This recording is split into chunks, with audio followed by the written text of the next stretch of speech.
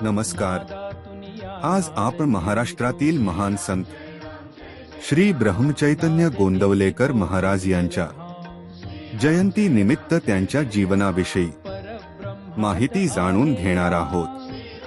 गोंदवलेकर महाराजांचा जन्म 19 फेब्रुवारी 1845 रोजी महाराष्ट्रातील सातारा जिल्ह्यातील गोंदवले बुद्रुक या पवित्र गावात झाला।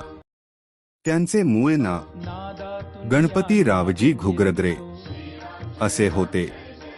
लहानपणापासूनच त्यांचा कल अध्यात्म, भक्ती आणि साधनेकडे होता।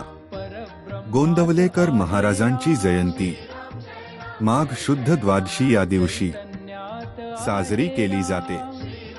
ही जयंती मुख्यत्वे गोंदवले बुद्रुक, सातारा येथे मोठ्या भक्तिभावाने साजरी केली जाते।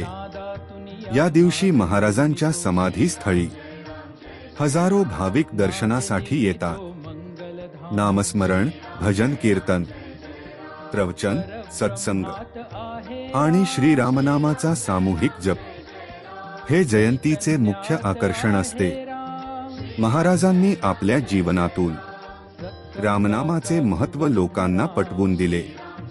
श्रीराम जय राम जय जय राम हा मंत्र त्यांनी समाजात रुजवला। त्यांनी अंधश्रद्धा दूर करून साधेपणा, भक्ती, संयम आणि सदाचाराचा मार्ग दाखवला। गरिबांना मदत करणे, दुष्काळी परिस्थितीत लोकांना आधार देणे हे त्यांचे महत्त्वाचे कार्य होते। गोंदवलेकर महाराजांचा संदेश आजही आपल्या जीवनाला योग्य दिशा देतो। नामस्मरणातून मनःशांती, आत्मविश्वास आणि भक्ती प्राप्त होते। आज गोंदवलेकर महाराज जयंती निमित्त आपणही त्यांच्या शिकवणुकीवर चालण्याचा संकल्प करूया।